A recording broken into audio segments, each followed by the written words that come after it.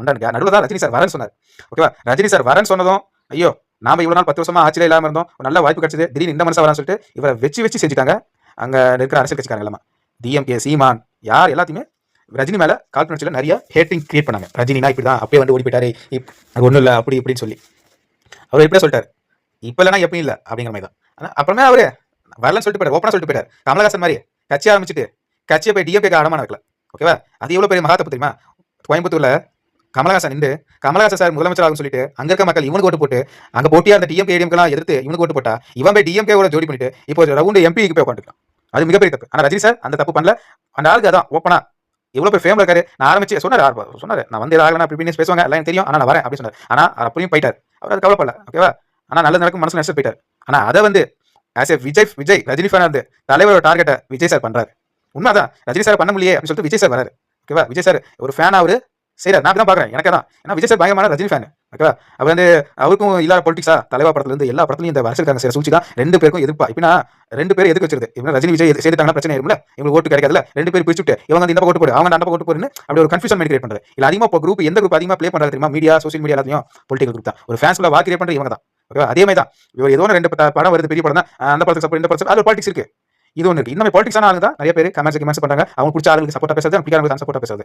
ஆனா இன்னொரு விஷயம் நான் ஆட் பண்ணுறேன்னா ரஜினி சார் ஃபேன்ஸ் ஓகேவா இப்போ இருக்காங்க, இப்பயும் உருவாயிட்டு இருக்காங்க. ஓகேவா, இப்போ 2K கிட்ஸ் இருக்கும், 90s கிட்ஸ் இருக்கும், 80s கிட்ஸ் இருக்கும், 70s கிட்ஸ் அவர் எல்லா கிட்ஸ் வச்சுக்காரு.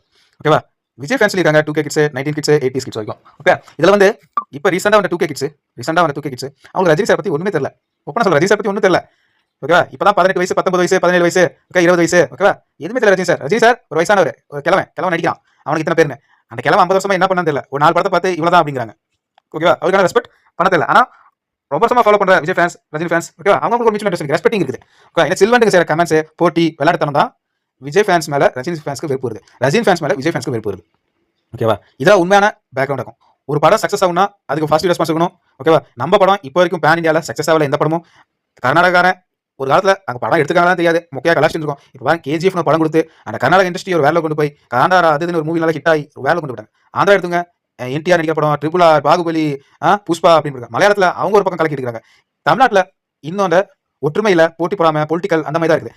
முன்னொரு காலத்தில் நார்த் இந்தியக்காரனா சவுத் இந்தியானா தமிழ்நாடு படத்தை தான் பார்த்துட்டு ரஜினி படம் விஜய் படம். இப்போ பாருங்க அதெல்லாம் ஒன்றும் இல்லை, இப்போ ஆந்திரா கர்நாடகா அப்படின்னு போயிட்டாங்க. ஏன் இது உருவாச்சுன்னா நம்மளுக்கு ஒற்றுமையில ஒரு படத்தை என்கரேஜ் பண்றதுல உடனே நான் படம் பார்க்க மாட்டேன் படம் பண்ண அதெல்லாம் 2K கிட்ஸ் பண்ற மைண்ட் மெச்சூரிட்டியானவங்க அதெல்லாம் என்கரேஜ் பண்ணுவாங்க. சினிமா லவ் பண்ணுவாங்க, நல்லா லவ் பண்ணுவாங்க, நல்ல சினிமா லவ் யார் படமும் பார்ப்பேன், யாருமே எதுவும் சொல்ல மாட்டேன். ஒரு படம் ஹிட் ஆகும்னா அதுக்கு பல பேரோட சந்தோஷங்கள் தான் இருக்கும். என்னோட கருத்து உங்களுக்கு பிடிச்சிருந்தா நீங்க கமெண்ட்ஸ் பண்ணுங்க, லைக் பண்ணுங்க, மறக்காம நம்ம சேனலை சப்ஸ்கிரைப் பண்ணுங்க. தேங்க்ஸ் நண்பர்களே.